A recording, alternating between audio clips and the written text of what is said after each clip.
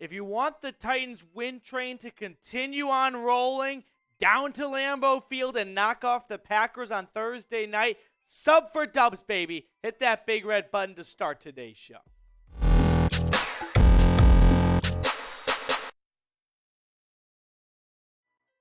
Welcome in to Titans Today by Chat Sports. Matthew Peterson here, starting today's show off with some unfortunate news. You have probably already seen this on Twitter, but if not, Ian Rappaport tweeting out that Caleb Farley suffered a disc injury on Sunday, source said, and he's having more tests to determine how significant it is and how much time he'll miss. Noted expert Dr. Robert Watkins is expected to weigh in on Farley. This is a big-time bummer. This is unfortunately another, probably most likely / definitely another miss in round one for the Tennessee Titans because Caleb Farley has just been unavailable, right? The injuries, when you drafted him out of Virginia Tech, you knew that was a big red flag and you knew that might linger around. And sure enough for Caleb Farley, they continue to just stick around. And at this point, it makes you wonder, how much longer does he have in his NFL career? Because if the injuries are just going to have him play, rehab, play, we learned from Andrew Luck, if you spend all your time rehabbing, it's not fun anymore. And I wonder if Farley is going to get to that point. He also has just not been very good this year, to put it lightly. PFF agrees. They give him a coverage grade of 34.7 and an overall grade of 42.5. But it is Victory Monday, so we'll kind of, raise morale a little bit here because it wasn't pretty for the Titans. That's for sure. 17-10 is probably not how you drew up a win, but any win is a good win in my eyes, especially in the NFL. You only get 17 opportunities to showcase what you do all week in practice, and for the Titans, they were able to knock off a Broncos team at home, but a Broncos team coming off the bye, so that's never an easy test for a team. Here are some of my Week 10 takeaways, though, for the Titans. The Titans' defense can carry. Even without some of their biggest names, some of their biggest stars, this defense was still kicking ass and taking names against the Broncos. In fact, here's like a big math chart right here where no one really knows what anything on the X and the Y axis means. But if you're away from the bottom left, you're doing something right. And for the Titans, they're right on the middle line towards the top, which has to be good. The Titans defense is absolutely exceeding people's expectations. Expectations were high, especially after last season. But the injuries, they never slow down. The rain continues in Nashville on the injury front. It's constantly a revolving door. New faces coming into the locker room.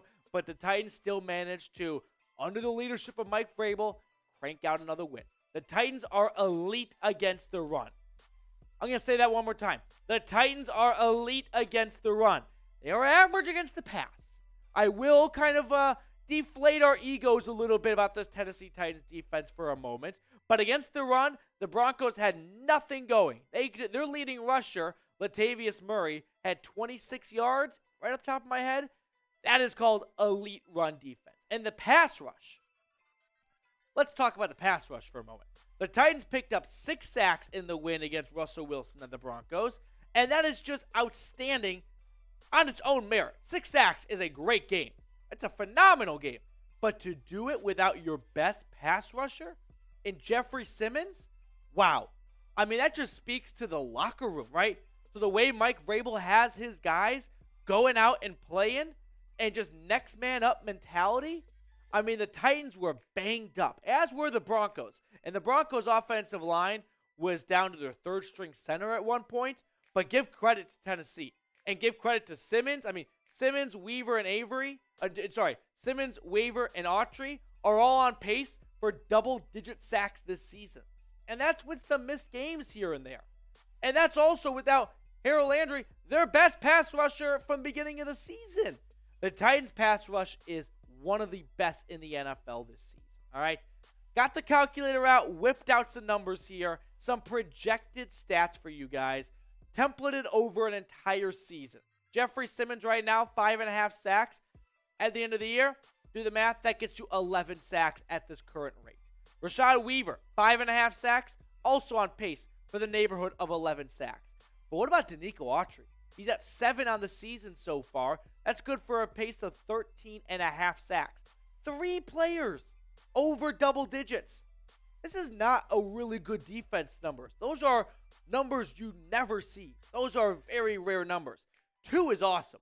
3, that's type of NFL record stuff right there. So how do you grade the Titans defense? You got to give it a good grade. I know there are some deficiencies in the secondary at times. The injuries pile up. But this team, they've got some swagger. They've got some mentality of next man up. We are not going to slow down. So give me a grade of 1 to 10. I also got to tell our viewers today about a brand new sponsor we have here at Chat Sports, and that is Established Titles. Established Titles is sponsoring today's show, and Established Titles is a fun and novel way to preserve the natural woodlands of Scotland while helping global reforestation efforts. It is a project based on a historic Scottish custom where landowners are referred to as lairds or lords and ladies in English. Title packs give you at least 1 square foot of dedicated land with a unique plot number on a private estate in Eddleston, Scotland, and an official certificate with a crest. We plant a tree with every order and work with global charities, One Tree Planted and Trees for the Future, to support global reforestation efforts. You could officially include the title Lord or Lady on your credit card, plane tickets, dating profiles, etc. It makes a great last-minute gift. The first 200 people purchasing a title pack using my link will effectively be next to my plot within a few minutes of walking distance. Depending on how many of you want to become a Lord or Lady, we can build our own little Titans kingdom. It makes an amazing last-minute gift. Established Titles is actually running a massive early Black Friday sale right now with discounts up to 80% off. Plus, if you use code CHAT, you can get an additional 10% off. Go to establishedtitles.com/chat to get your gifts now and help support the channel. I'll put that link for all of you guys in the comments and the description of today's show. My next Week 10 takeaway. It is nice to have Ryan Tannehill back. Malik Willis was clearly tossed into the starting role way too early. They did not have an offensive game plan. They did not lean into his skill set. They did not do him any favors, but he did not look like a QB1 who could take over at any given moment. Ryan Tannehill against the Broncos, 19 for 36, 255 yards and 2 touchdowns. A lot of that yardage coming from one big play to Nick Westbrook-Ikhine, but still, it was nice to have Ryan Tannehill back, especially because this guy didn't have the best game of his life. Derrick Henry, he was limited. I mean, give 2 claps for the Denver Broncos defense. They held Henry to 53 yards, an average of 2.8 yards per carry. That's the second lowest on the season, only above that disastrous game against Buffalo in Week 2. So with the Kings struggling, QB1 back was a good timing because Ryan Tannehill was very much needed. If Derrick Henry was not going to put up big numbers like he did for Malik Willis, well, then you needed Ryan Tannehill to be that calming presence, right? The guy that knows how to read a defense and make the passes and not bite off more than he can chew. Be a bit of a game manager and not lose the game. And ultimately, I mean, the Titans' second half heroics, we've never seen that much scoring out of them before. But the Titans, they got it done in the second half, led by 17. Now, speaking of Nick Westbrook-Ikhine, breakout game for NWI? You betcha. I mean, the Titans wide receiver room this year has been god-awful. But finally, someone made a play. I mean, no wide receiver for Tennessee had scored in the last 4 games.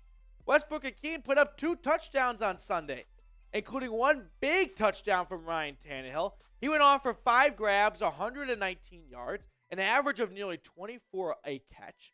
And when you look at the rest of the wide receiver room, sure, it was nice to see Treylon Burks come back, mostly because you want to see him be a legit wide receiver 1 since he was picked in round 1 and is supposed to be A.J. Brown's replacement. But Robert Woods is good for 1 or 2 grabs a game, and that's about it, if that.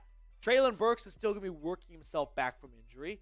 But we might have the top receiver on this roster moving forward in Westbrook-Ikhine because coming out, he could add another dynamic element to this offense and shut down the OBJ rumors, which, producer Nick Roloff, do you want the OBJ rumors to be shut down? Because if I'm a Titans fan, I sure don't. Now, OBJ did release a list of teams he's looking at. The Titans were not on that list, but maybe a couple wins here from Tennessee and some losses across the league. The Bills, the Cowboys, they both lost on Sunday. Maybe the Music City will look a little bit more enticing to number 3. All right, do the Titans still need to add another wide receiver? It's very late in the game at this point. You're not going to find any big names walking in the door and turning the season around. You are past that point right now. But let Robinson know, yes or no, if the Titans should still add another wideout. All right, my fourth and final takeaway from Week 10. The Titans can get the number 1 seed again, maybe, possibly. It's not going to be as easy, not that last year was easy, but it won't be as smooth as a path as it was last year, because the 10-5 Titans last year had the tiebreakers over teams like the Chiefs and the Bills. Well, they don't have that this year, and they also have a pretty meaty schedule coming up. In fact, let's think about last year's Titans team. Where did a lot of those wins come from? Oddly enough, playoff teams. They beat up on the Bills, the Chiefs, the Rams on Sunday Night Football on the road. This year, it's not the case. They're 6-3. Their 3 losses, they lost to the Vikings in Week 2. They lost to the Chiefs on the road. And then who's the other loss they have? The Bills. Thank you. No, the Bills in Week 2, the Chiefs, and I'll think of it in a moment. But while I ramble here, look at their upcoming schedule. They've got some tough games, right? They've got some tough games against the Packers, the Bengals, and the Eagles. Those are all 3 opponents that you are not necessarily looking forward to playing. Oh, the Giants Week 1. I completely blocked out of my brain. 3 losses to 3 playoff teams. All right, back on track. Packers, I know they are only a 4-6 team, but on the road on a short week, that's not ideal. The Bengals, they're good. The Eagles are undefeated. The Chargers, I don't know. The Cowboys are good. I'm looking at this here, these last 8 games for Tennessee, and I see 4-4. Which lands me at 10-7 for this Titans crew. Because the Titans last year were able to knock off some of the Goliaths out there. This year, they have not had the same success. I mean, they're 6-3. Of their 6 wins, you got 2 against Indianapolis, 1 against Denver, 1 against the Texans, and then the last one, the Raiders. Oh, and then how could I forget about what was the other game that they won? Oh, this is a train wreck right now. Whatever. The Colts. Oh, the Commanders. The Commanders game. Not good wins. I'm sinking on live TV right here. All right. Problem, though, like I mentioned, the Chiefs and the Bills own the tiebreaker over the Titans as producer Nick Roloff cries off screen right now. So to try and salvage the rest of this video here, as I thought I could remember the entire Titans schedule, and I only remember like 80% of it. But the Chiefs and the Bills having the tiebreaker over Tennessee, that's not good. That's not ideal. Last year you had it, and it was the difference maker. And a couple of logjam, 12-5 teams. Ultimately, Tennessee prevailed. So I think 10-7 is probably in the cards for the Titans this year. 500 the rest of the way with some tough games like the Cowboys, the Bengals, and the Eagles coming up.